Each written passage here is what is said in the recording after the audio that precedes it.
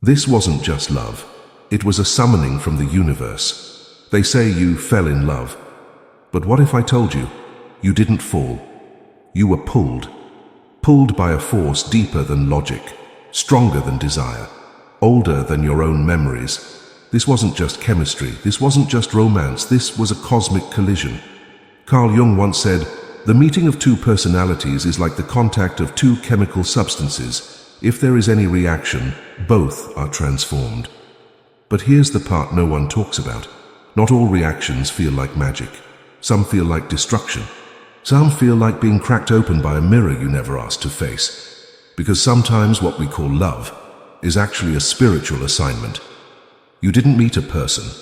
You met a portal to your past wounds, to your suppressed desires, to the pieces of you that were buried so deep, only love could dig them up. This wasn't just a relationship. This was shadow work in disguise. The unconscious orchestrated what your ego could never plan. The soul saw a missing piece in someone else's energy and moved mountains to reach it, not to complete you, but to break you, rebuild you, and awaken the parts of you that were never truly alive. Because love, true love, doesn't just comfort, it confronts, it triggers the unhealed, it tests the version of you that isn't ready, so you can become the version of you that is. This wasn't love, this was a summoning. You thought you found the one?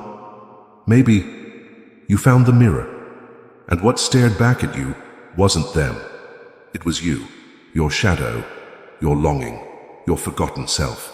So if you've ever met someone who stirred your soul so deeply it hurt, who activated emotions you didn't even know you were capable of feeling, it wasn't random. It was Jungian synchronicity. It was divine disruption.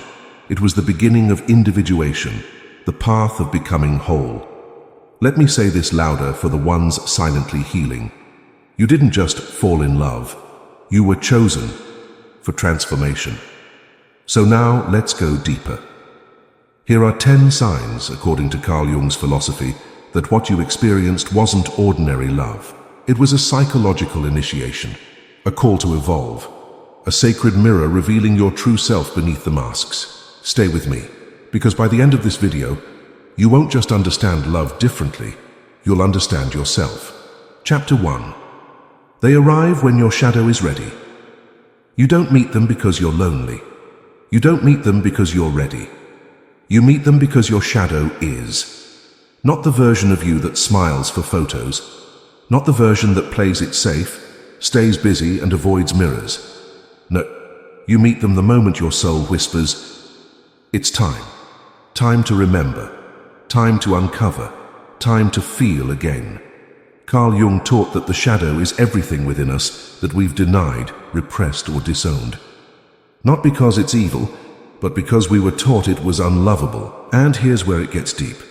When someone enters your life and you feel an overwhelming, almost cosmic pull, it's not just chemistry. It's the reunion of forgotten parts of you, seeking integration. That person didn't walk into your life by accident. They were summoned, not by your conscious mind, but by your wounds, by your inner child, by every buried belief you've never dared to touch. And that's why every glance they give you feels like an X-ray. Every conversation peels back another layer.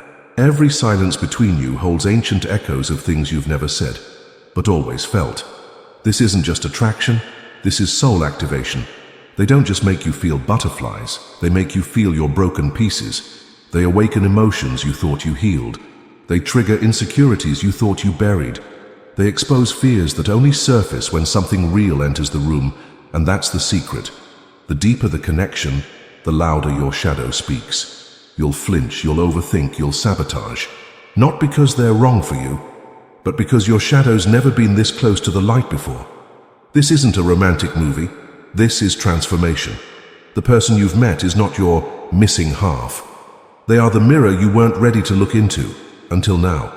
Real love doesn't just comfort, it confronts. It doesn't just hug your strengths, it holds up your weaknesses and says, "Are you ready to love these too?"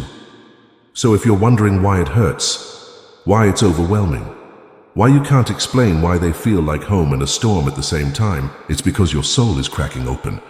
Because now, finally, your shadow is ready to be seen. Chapter 2. The connection feels strangely familiar. You meet them, and something inside you pauses, not in fear, but in a strange, aching recognition.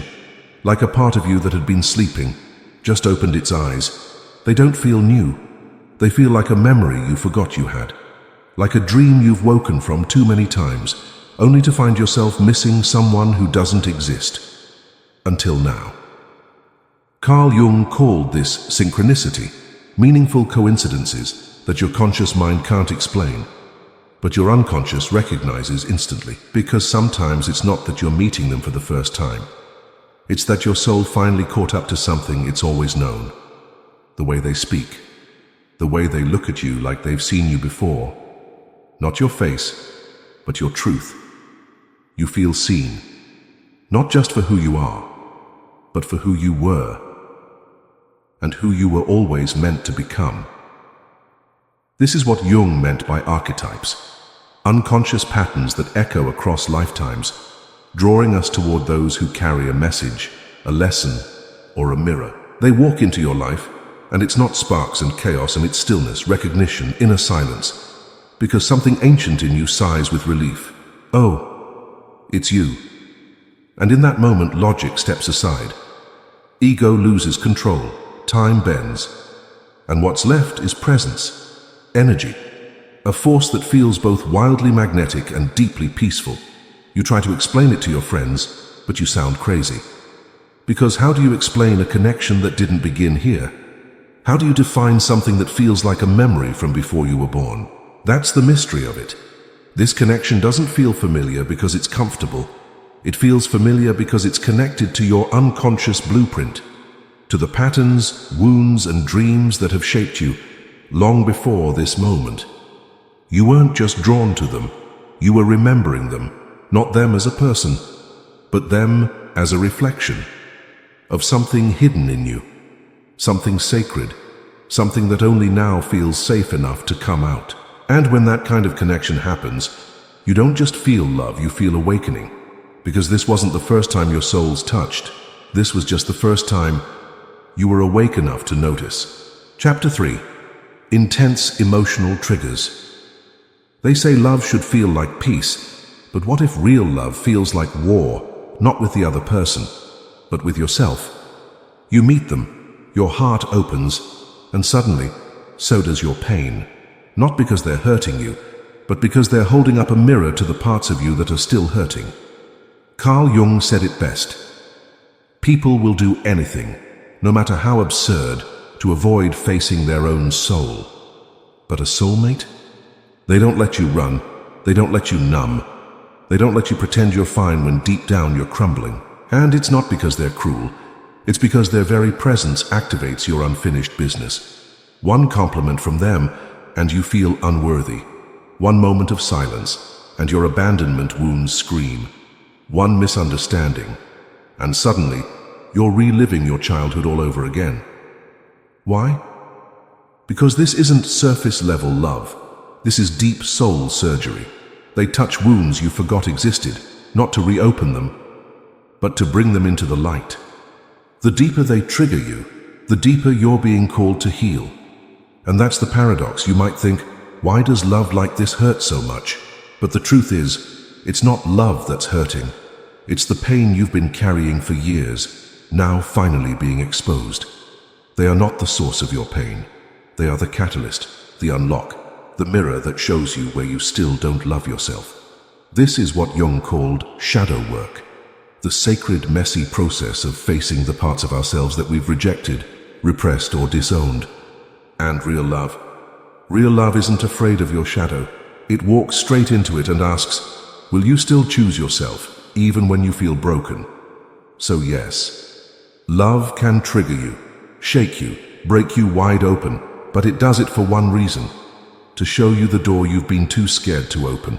And when you walk through it, now you don't just fall in love with them, you reclaim the lost pieces of yourself. Because the person who triggers you the most might just be the one your soul chose to set you free. Chapter 4. Synchronicity surrounds your meeting. It wasn't supposed to happen that day. You weren't supposed to go there. You almost cancelled. They almost didn't show. But somehow, your eyes met, your paths crossed, your souls remembered. And in that one moment, everything shifted.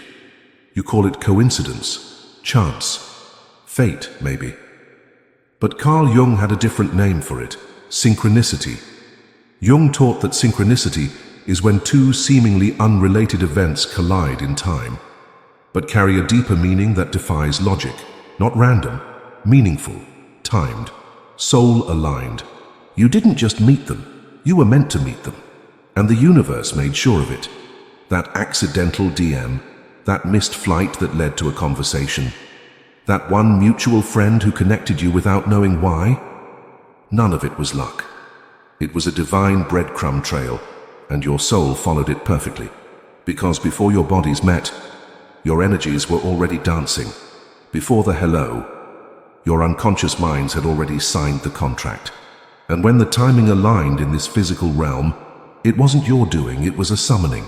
Jung believed the unconscious is always guiding us, always moving in the background, nudging, aligning, orchestrating people and events with surgical precision. Not to make life easier, but to awaken you. And when it's time for you to evolve, your unconscious will call in the person who carries the exact frequency to do it, the one whose presence stirs your truth, the one whose story activates your next chapter, the one whose arrival you feel more than understand. You'll look back and realize it didn't make sense logically, but it made everything make sense emotionally, spiritually, cosmically. That's the thing about real connections. They don't happen on your schedule. They don't follow your checklist. They happen when your soul is aligned, even if your mind is still confused. And that's how you know it's real, because it bypasses your logic and speaks straight to your destiny. So next time you say, "We met by accident," pause.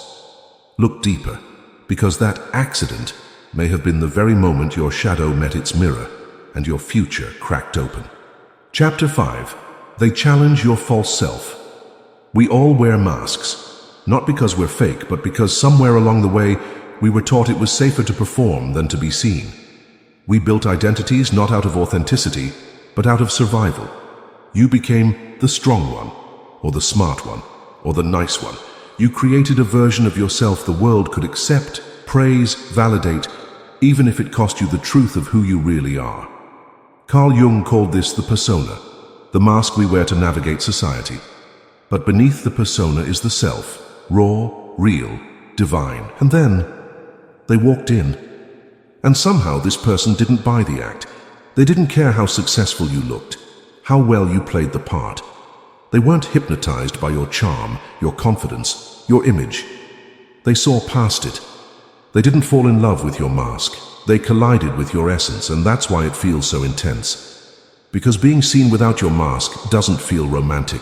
It feels terrifying. It feels like standing naked in front of someone holding a mirror. It feels like your ego is dying, and because in a way it is, they make you question your habits, your beliefs, the lies you've been telling yourself for years just to cope.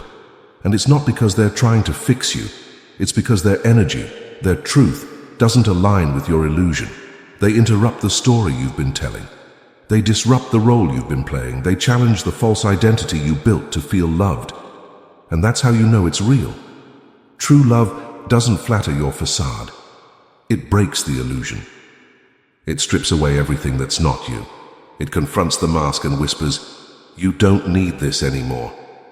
It makes you sit in the discomfort of your own truth, so you can finally meet the version of you that was buried beneath performance. And yes, it's vulnerable, yes, it's exposing, yes, it's terrifying, but it's also sacred.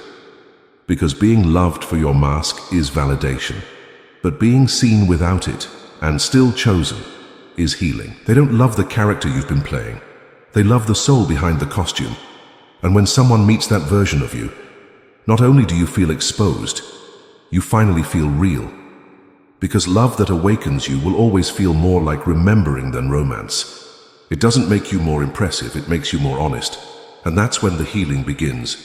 Not when someone praises your mask, but when someone dares to reach for your soul and stays. Chapter 6. You see your shadow through them. At first you think it's them, they're distant, cold, too emotional, too intense, too unavailable, too something. But then something deeper stirs. a whisper in your mind, a question from your soul.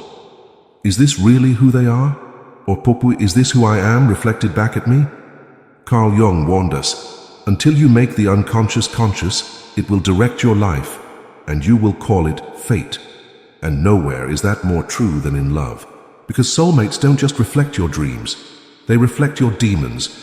They hold up a mirror not just to your light, but to your shadow, to your jealousy, your need for control, your abandonment issues, your unworthiness, your emotional armor. Everything you've disowned, suddenly standing right in front of you wearing someone else's face. You think they're the problem. They're emotionally unavailable. They don't reassure you. They push you away. They make you feel insecure. But here's the brutal truth. They're activating a wound that was already there. Long before they arrived, long before they said or didn't say anything. They're not doing it to hurt you. They're doing it because their energy matches the frequency of your buried pain. This is the work Jung called projection. When we see in others what we haven't yet owned in ourselves, and the deeper the connection, the more intense the projection. You'll feel judged because you judge yourself. You'll feel abandoned because a part of you still abandons your own emotional needs. You'll feel unloved because you never fully learned to love yourself without conditions. And that's the awakening. Because once you stop blaming them, you start meeting you. You stop saying, why are they like this? And start asking, what part of me is trying to get my attention? This is the sacred pain of a soulmate connection. They don't just come to give you butterflies. They come to show you where you're still bleeding. You won't see it at first. You'll argue, pull away, blame. But over time, if you're willing to do the work, you'll realize this was never about fixing them. It was about reclaiming the parts of you you've tried to live without. The anger, the neediness, the fear of not being enough. The child inside you still crying to be seen. They showed you all of it.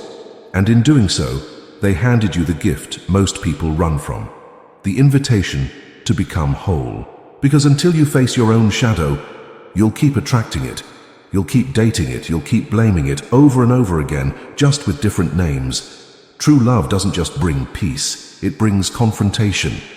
And if they triggered the deepest parts of your being, maybe it wasn't punishment. Maybe it was the beginning of your liberation. Chapter 7. They disrupt your life's flow. They didn't just enter your life, they shook it. Like a storm you didn't expect. Like a lightning bolt in the middle of a calm sky. One moment, everything felt predictable, safe, familiar. And then, they arrived.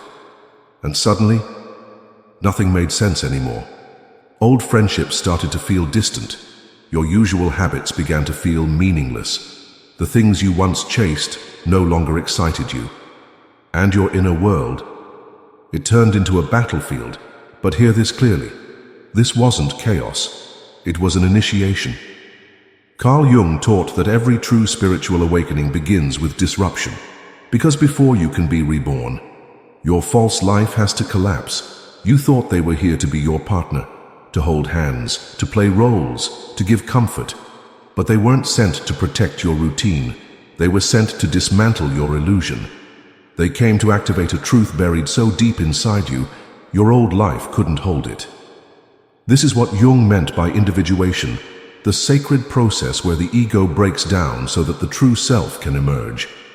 When they walked in, they didn't just touch your heart, they exposed your foundation, and suddenly everything that wasn't built on truth began to crack. Friends who no longer understood you fell away. Goals you once thought were everything now feel empty. Comfort zones turned into cages. Silence got louder. Emotions got messier.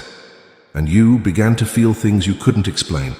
It felt like chaos, but in truth, it was cosmic construction. Because sometimes the universe doesn't send peace first. It sends disruption to break the version of you that's been pretending. And that's how you know this connection was real. It didn't just fit into your life, it forced you to rebuild your life. This isn't destruction, this is divine demolition. The tearing down of everything that was no longer aligned, so that the next version of you could rise. Jung once said, in all chaos there is a cosmos, in all disorder a secret order. That secret order is your soul blueprint, and their arrival was the spark that ignited it. So no, they didn't ruin your life. They redefined it. And the confusion you're feeling right now, it's not the end of your path, it's the beginning of your real one. Because transformation never starts with clarity, it starts with disruption. And if your world is shaking, Chapter 8. They don't complete you. They reveal your wholeness. Let go of the fantasy. This isn't Hollywood. This isn't some broken heart meets savior storyline. This is sacred reality. They didn't come to complete you, because you were never incomplete. They didn't arrive to fill a void. They arrived to remind you there was never one.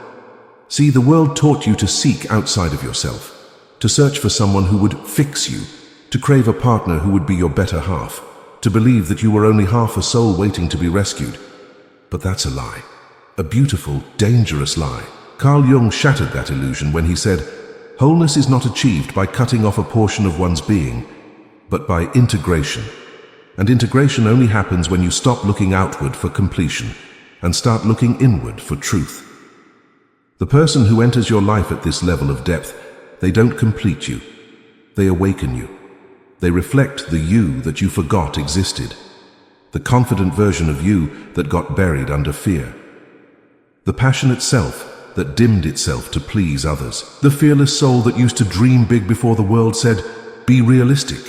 They don't rescue you, they remind you. And that's why it feels so different, so intense, so spiritual. Because they don't just love who you are now, they see the pieces of you that have been disowned, discarded, or denied. And they hold space for you to bring those parts home. This is the work of the true soulmate, not to become your missing half, but to help you realize you've always been whole. You just forgot. Forgot because of trauma, because of rejection, because of childhood conditioning, because of years trying to be enough for everyone but yourself. They come in like a mirror, not a fantasy, not a fairy tale, a mirror of your full self. And that mirror doesn't just show your beauty. It shows your strength, your buried power, your forgotten depth, your divine wholeness. And that's why it can feel so raw, so unsettling. Because when someone stops trying to save you and instead sees you as already whole, you're forced to confront the truth that maybe you never needed saving at all. Maybe you just needed remembering, and that's what they do.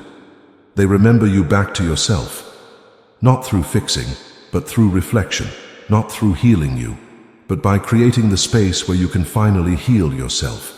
And that's real love, not dependency, not fantasy, but soul-level integration. Because the one who truly loves you will never tell you that you're incomplete. They'll remind you with their presence that you were always everything. Chapter 9. The relationship feels divine, yet impossible. There's a feeling you can't explain. From the moment you met them, it didn't feel like chance. It felt cosmic, fated, like something written long before you were born. You didn't choose them. You recognized them. In their voice, in their eyes, in the way your soul seemed to breathe for the first time in years. But then, the pain began. The timing was off, the distance too wide, the emotions too intense. One of you wasn't ready. Life got in the way. And suddenly this divine connection began to feel like a divine contradiction. How can something that feels so right be so impossible? Carl Jung had an answer. He called it the tension of opposites, the sacred psychological friction between two poles, the conscious and the unconscious, the ego and the soul, the comfort of control, and the chaos of transformation. When you meet a person who touches your unconscious so deeply, who awakens the buried, the hidden, the shadow, you don't get simplicity. You get alchemy. And alchemy by nature is messy. It's fire, pressure, destruction, because something inside you has to die in order for something sacred to be born. This is why it feels both divine and devastating. You crave them, but being around them feels overwhelming. You long for union, but your wounds sabotage the closeness. You try to walk away, but the connection pulls you back like gravity. This is not confusion, this is transformation. And it's not here to be convenient, it's here to wake you up. You're not just in a relationship. You're standing at the edge of your inner universe, staring into a mirror that reflects both your highest potential and your deepest fears. And no, it's not supposed to be easy. Easy doesn't change you. This was never about comfort. It's about expansion. You want to hold on. You want to run. You want to fight for it. You want to forget it. That's the paradox of soul-aligned connection. It doesn't give you clarity at first, it gives you contradiction. It pulls you into the sacred space where pain becomes purpose and confusion becomes consciousness. Because that tension, that feeling of being torn between desire and despair, it's not dysfunction. It's a divine design, a force sculpting your soul into its next evolution. Jung taught that this tension of opposites must be held, not resolved. That your longing, your ache, your frustration are the exact ingredients required for growth. You are being stretched, broken open, made to hold more than your ego can bear. Because through this relationship, you are becoming more than who you were. So if it feels impossible, maybe it's not the end. Maybe it's the sacred pressure that cracks open your false self and invites your soul to finally step forward. This wasn't meant to be easy. It was meant to be transformative. And transformation always asks for something in return. Your comfort, your expectations, your old identity. But what you get back is your truth. Chapter 10. The love leads you back to yourself. Some stories don't end the way we imagined. Some hearts don't stay. Some hands you once held become memories. And some souls, no matter how divine the connection, don't walk with you forever. And that's okay. Because this was never just about them, this was about you. Whether they stay in your life or vanish like smoke, whether the story ends in lifelong commitment or silent heartbreak, the truth remains, you are not the same. They didn't just touch your heart, they cracked it open. They didn't just make you feel love, they made you confront everything inside you that was unloved. And in doing so, they didn't just change your path, they changed you.